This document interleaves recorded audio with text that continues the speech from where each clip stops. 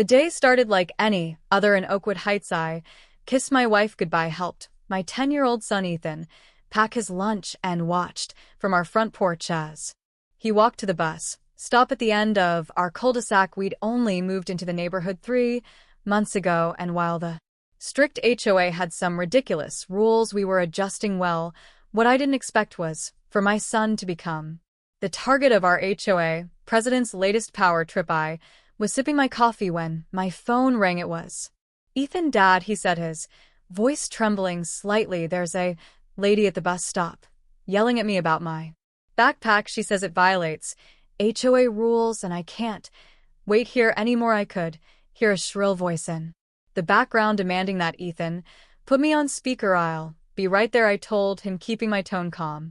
Despite the anger building inside me, I quickly grabbed my keys but decided against taking my department vehicle. Sometimes it's better not to lead with your position. As I approached the bus stop, I saw a middle-aged woman with meticulously highlighted blonde hair styled in the classic "Can I speak to the manager" cut. Standing over my son, she wore designer athleisure wear and was gesturing wildly at Ethan's Marvel superhero backpack. It was the backpack I'd given him for his birthday last month, and the way he clutched it now, I could tell he was protecting more than just his school supplies. Excuse me, I said, my voice firm but controlled as I'd learned through years of police training.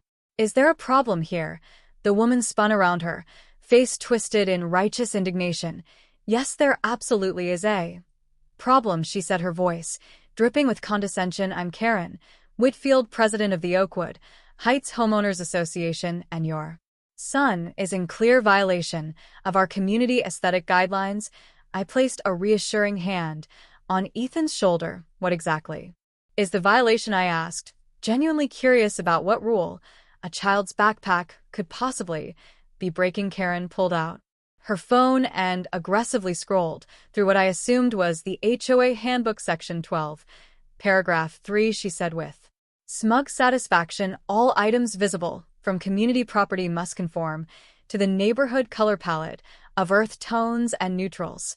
This monstrosity is bright red and blue. I stared at her in disbelief. You're telling me that my son's backpack, which he uses to carry his school books, violates HOA rules because it's colorful? Karen crossed her arms and lifted her chin.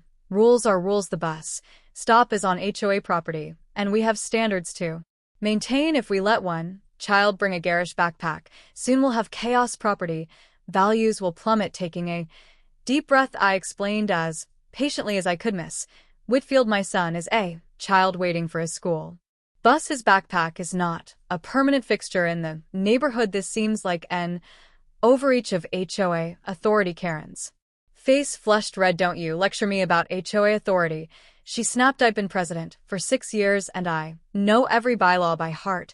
Your son needs to leave this bus stop immediately or I'll call security. I couldn't help but chuckle at that. Security for a child's backpack? Ethan looked up at me, confusion and worry in his eyes. It's okay, buddy, I assured him. You're not doing anything wrong. The school bus appeared at the end of the street and I gestured for Ethan to get ready. Karen stepped between my son and the curb. He's not getting on that bus from this stop, she said, her tone threatening. Not with that backpack. Those are the rules. That's when I decided it was time to identify myself. Ms. Whitfield, I'm not only Ethan's father, I'm Chief Jackson Reynolds of the Oakwood Police Department. You're currently preventing a minor from accessing public school transportation, which could be considered obstruction. Karen's eyes widened for a split second before narrowing.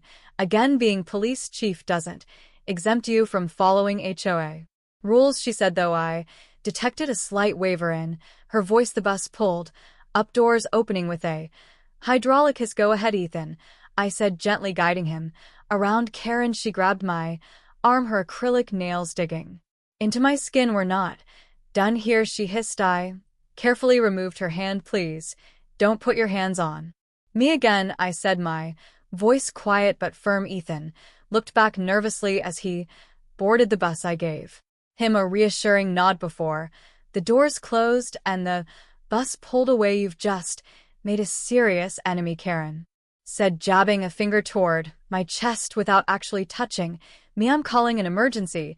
HOA meeting tonight, we'll see how well your family fits in this neighborhood when you're facing daily fines. I maintained my professional demeanor, Ms. Whitfield. I'd like to see the specific bylaw that gives the HOA authority over children's school supplies. Could you show me where that's outlined in the covenant? Karen's confidence faltered momentarily. It falls under the aesthetic guidelines, she insisted. As HOA president, I have discretionary power to interpret those guidelines. I nodded thoughtfully. I see. Well, I look forward to discussing this interpretation at the meeting tonight. I'll bring the county code enforcement officer as my guest, if that's permitted. They've been wanting to review some of our HOA regulations for compliance with state law. The mention of county oversight made Karen's eyes twitch slightly. Just keep your son and his eyesore of a backpack away from community property, she said, before turning on her heel and marching toward her immaculately landscaped home across the street. I stood there for a moment watching her retreat and decided this situation required more than just passive resistance. That afternoon, I made some calls, first to our family attorney, then to several neighbors who had mentioned their own run-ins with Karen's overzealous enforcement. By evening, I had a clear picture of a pattern of harassment and possibly illegal overreach of HOA authority. The emergency meeting was scheduled for 7:00 p.m. at the community clubhouse, and I arrived early in uniform. It wasn't how I typically attended neighborhood meetings, but sometimes a visual reminder of one's position helps maintain order. Karen was already there, surrounded by her loyal faction of the board. She faltered mid-sentence when she saw me enter in full chief's uniform. Good evening, I said pleasantly to the room, nodding at familiar faces. I understand we're here to discuss backpack regulations. A few neighbors chuckled, which only seemed to irritate Karen further. This isn't a joke, Chief Reynolds, she said, emphasizing my title sarcastically. This is about maintaining community standards. The meeting began with Karen presenting her case against the visual pollution of non-conforming items in community spaces. She pulled up a slideshow that included a zoomed-in photo of Ethan's backpack, which she must have taken that morning. This is exactly the kind of eyesore that diminishes our property values, she declared. When she finished, she looked at me expectantly, clearly anticipating an apology. Instead, I stood and addressed the room calmly.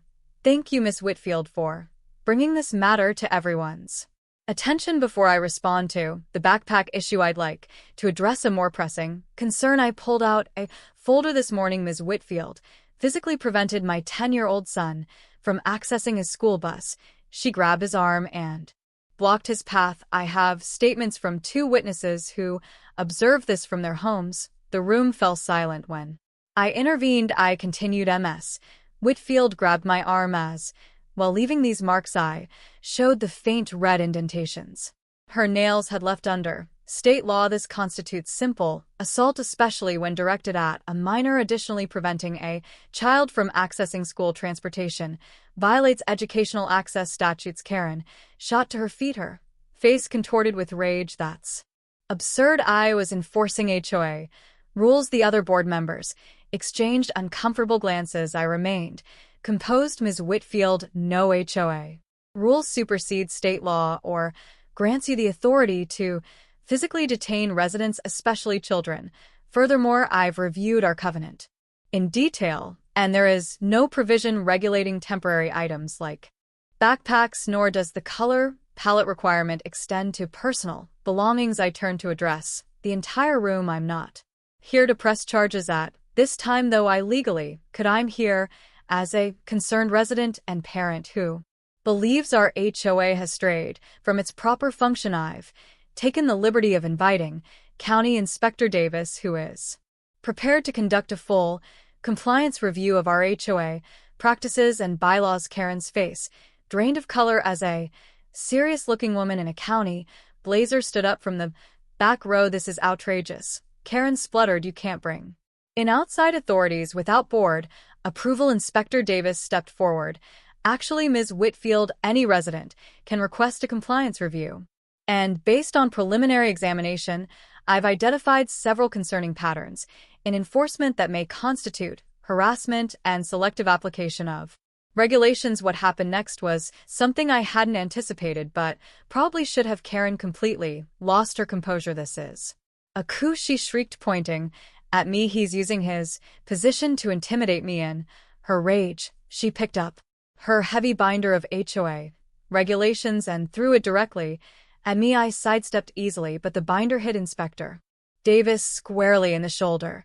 The room erupted in gasps and murmurs. I immediately went into police chief mode, approaching Karen calmly but authoritatively. Ms. Whitfield, please put your hands behind your back. You're under arrest for assault on a county official. Karen's eyes bulged in disbelief. You can't arrest me. I'm the HOA president, she protested as I calmly recited her Miranda rights. As I escorted Karen out of the clubhouse, the remaining board members hastily called for a vote. By unanimous decision, Karen was removed from her position as HOA president effective immediately. You can't do this to me, she wailed as we passed the community bulletin board, where her name and photo had been prominently displayed for years. Do you know how much I've done for this neighborhood? I've maintained our property values. I've preserved our community standards. The following morning, Karen was released on bail, facing misdemeanor assault charges and a restraining order preventing her from coming within 100 feet of my son or our home. As she emerged from the courthouse, she found a local news crew waiting. Apparently, the story of an HOA president arrested for assaulting a police chief's child was too juicy to ignore. Karen's face crumpled in horror as she realized her reputation in the community was irreparably damaged. No comment, she shrieked at the reporter, attempting to shield her face with her designer handbag, but it was too late. The camera caught every second of her meltdown, ensuring that Karen's reign of HOA terror would be remembered not for her dedication to earth tones, but for her spectacular fall from